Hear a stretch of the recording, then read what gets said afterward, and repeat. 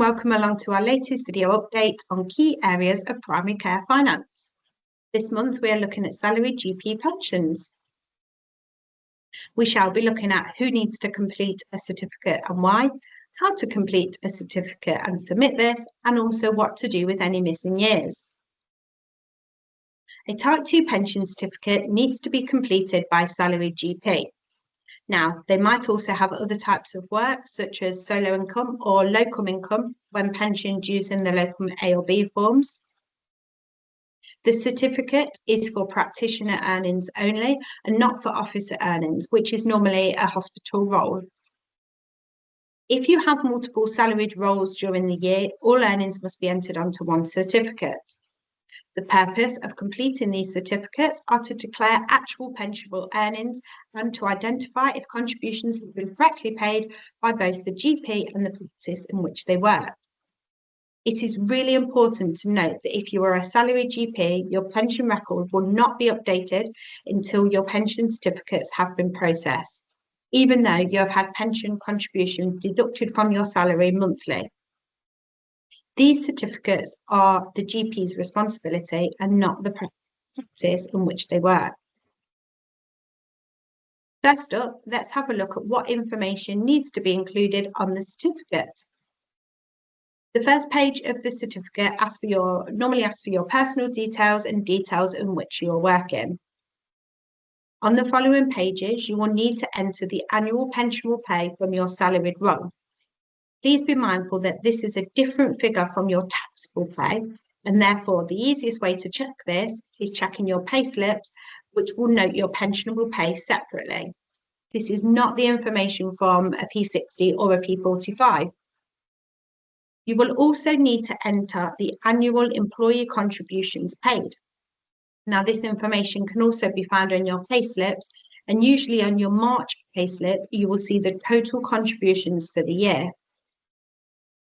If you work at a practice where the payroll is outsourced to organisations such as Fairway, the payroll provider can normally provide you with the figures that need to be entered onto your certificate.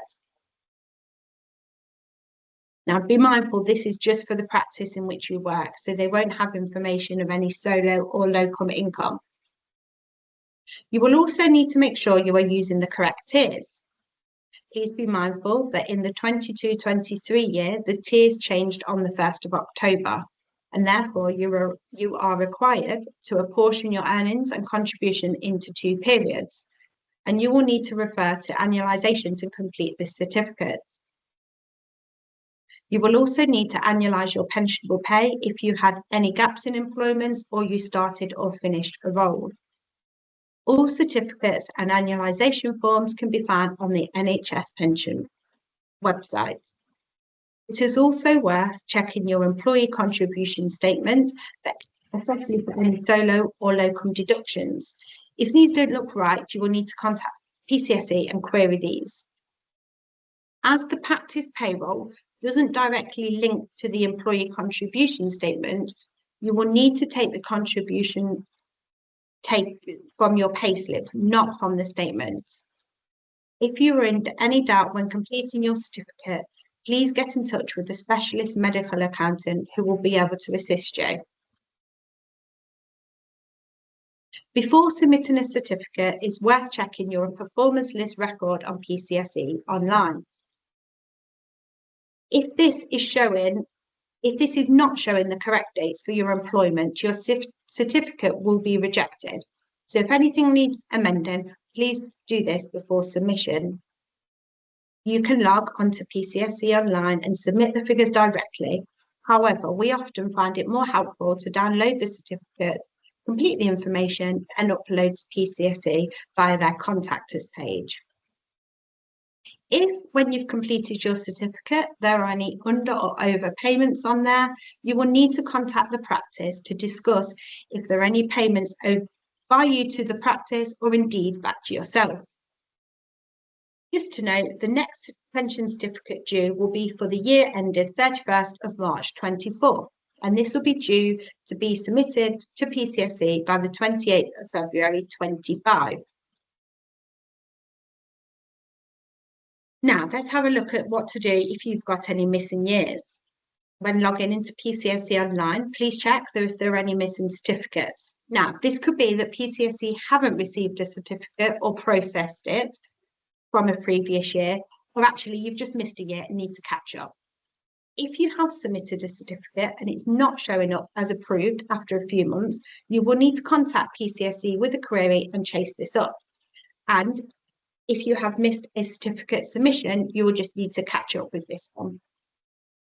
NHS pension can only update your record sequentially. So, for example, if the 17-18 certificate is missing, most up-to-date information NHS pension will have is for 16-17, and nothing further will be recorded until the missing year is corrected.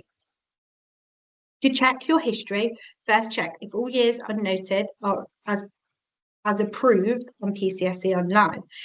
If they're all up to date, then you can request a membership statement from NHS Pension using the email noted on the slide. You can then query any gaps with NHS Pension in the first instance. Now, just some final points to add. The pension certificate process will change if you're on authorised leave, such as maternity, sickness or adoption.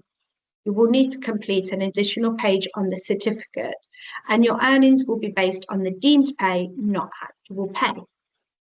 After submission, check on PCSE Online that the status is approved.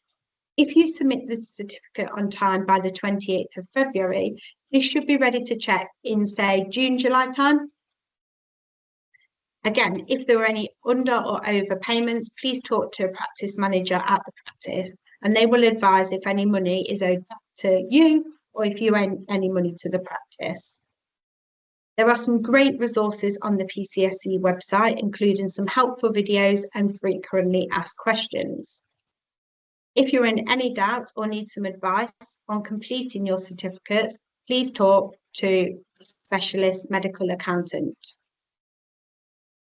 We'll be back next month with some more hints and tips on practice finance. But in the meantime, if we can support you or your practice in any way, or you would like to see a particular topic covered, please do get in touch.